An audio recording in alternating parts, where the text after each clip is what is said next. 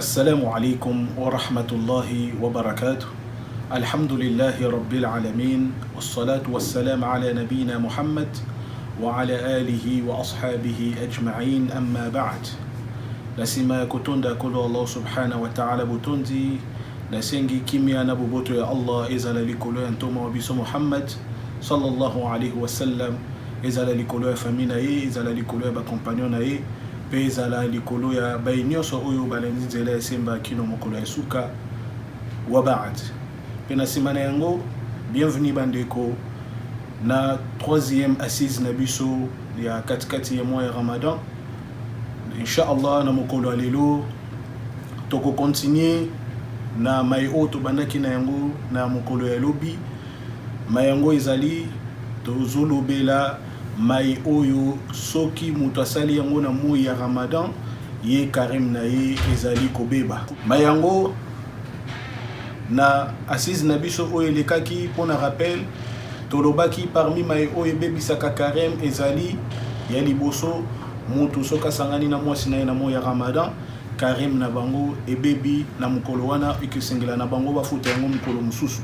Et parmi mai oyo ebebisaka lisusu Ramadan ezali mutu kolia na komela na moi ya Ramadan to pe asala mai nyonso oyo ezali ko remplacer kolia na komela na moi ya Ramadan. Pe parmi mai oyo ebebisaka karim lisusu lolenge tolobaki na assise na biso ya lobi ezali mutu kobimisa ba sperme na ye. Soki obimisi ba sperme na yo na moi ya Ramadan na yo ozali excité karim na yo ezali kobeba ekesengela na yo ofuta yango na mokolo mususu. Na inshallah na mokolo ya lelo toko continuer mai oyo ebebisaka jeune ya mutu na moi ya Ramadan. Parmi yango ezali lisusu mwana mwasi oyo amoni ba periode na ye na moi ya Ramadan to pe mwana mwasi oyo aboti oyo bengami na lopoto loshi.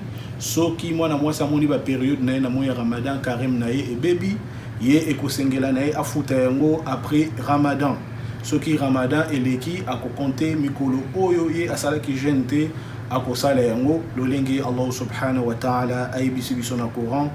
Allah subhanahu wa ta'ala lobi fa'iddatu min ayyamin ukhar, afuta yango après a compter mikolo o ya salite après Ramadan ye akofuta mikolo o nyonso tout na moment o ye azalaki na période na ye akofuta yango après Ramadan.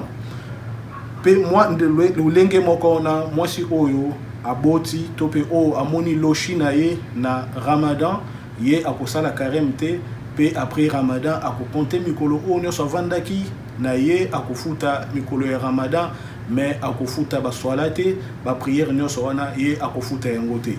Na parmi mai lisusu oyo ebebisaka karim ya mutu soki komeli na moi ya Ramadan ezali mutu akoma a perdre raison na ye na katikati ya Ramadan.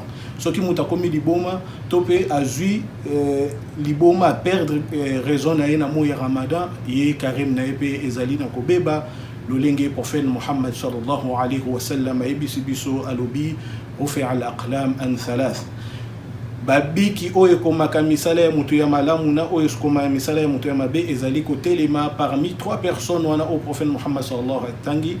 Parmi bango ezali na mutu oyo azali ya liboma tikino raison na ekozonga nde akokontinue karim. Mais soki azwi liboma na moi ya Ramadan karim na ye ebebi ye soki abiki ye akofuta mokolo wana après avoir ye kofongola karim to pe karim na ekobeba na katikati ya Ramadan. Pe parmi lisusu mai oyo ebebisaka karim ya mutu to pe jeune ya mutu na Ramadan ezali mutu asala vomi to pe kobimisa biloko oyo ezali na libumu na ye abimisa yango na moi ya Ramadan nanko elakisi nini atia lisapi na iti na munoko na iti biloko oyo aliaki ebima. Soka bimisi biloko oyo ezali na libumu na ye nanko ye ayeba ete karim na ye ebebi pe wana ezali lisumu ya munene na mutu oyo aluki abimisa biloko oyo aliaki na Ramadan oyo aliaki na butu abimisa yango nanko ye abebisi karim na ye nanko ayeba ete ye asili kozwa lisumu ya munene kosengela na ye asenga bolimbisi epai Allah subhanahu wa ta'ala.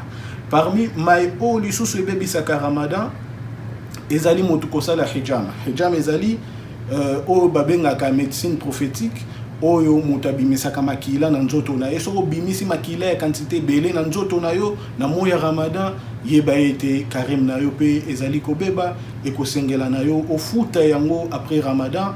Na mukolo oyo bimisaki makila ebele yo ekesengela na yo ofuta yango après Ramadan.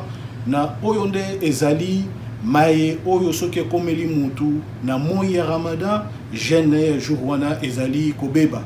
Pe parmi yango pona tosukisa assise na biso ya mokolo ya lelo ezali mutu kosala ridda to pe kolongwa islam ye alongwe musulman. Soko longwe musulman yeba ete carême no ya jour wana ebebi soki ozongi après avoir yo kosala tauba kotubele pa Allah subhanahu wa ta'ala yo kesengela na ofuta yango pamba te yo olongwe na katikati islam. Soko olongwe carême na yo ezali lisusu sahih te lolenge Allah subhanahu wa ta'ala lobi ومن يبتغي غير الإسلام دينا فلن يقبل منه. mutu oyo akopona religion mususu ndero ya islam ayeba ete Allah akondima misala na ete peye mokolo ya suka akozala parmi ba perdant ala chabiso musika ya batu wana. Oyo nde ezalaki mai oyo ebebisaka jeune ya mutu na mois ya Ramadan. Allah asala mai oyo tozali kotanga awa asala ete to comprendre yango malamu tozala musika na yango na mois ya Ramadan po ete tozwa bolamu oyo prophète Muhammad sallallahu alayhi wa sallam ayebisi biso oyo Allah ache yango na kati o ache yango na katikati ya mois ya Ramadan oyo Allah kaka yemonda yebi lifuti na yango. Lolenge pe prophète ayebisi biso man sama ramadanan imanan wahtisaban ghufira lahu ma taqaddama min dhanbi. Mutu oyo akosala carême na bondimi na iman na ye a placer confiance na ye pa Allah na ye ayebi ete Allah kakande akofuta carême. Lolenge Allah ye moko alobi yango Allah akolimbisa ye masumu na ye oyo elekaki. Allah asala ete mainyoso tolobi ezala compréhensive po ete toko comprendre yango pe suka wana te to pratiquer yango to chango na bavina biso. Allah andimela biso basuyem na biso tozali kosala, andimela biso misala na biso ya malamu o tozali kosala na katikati ya mwa oyo. Allah limbisa bawe ya islam achano na katikati ya tom na bango alongola maladi oyo ezali na moma oyo oyo bengami na kombo ya coronavirus. Allah alongola yango abikisa bayenyoso o bazali kobela na yango. Wa sallallahu ala nabina Muhammad wa ala alihi wa ashabihi ajma'in. Wassalamu alaikum wa rahmatullahi wa barakatuh.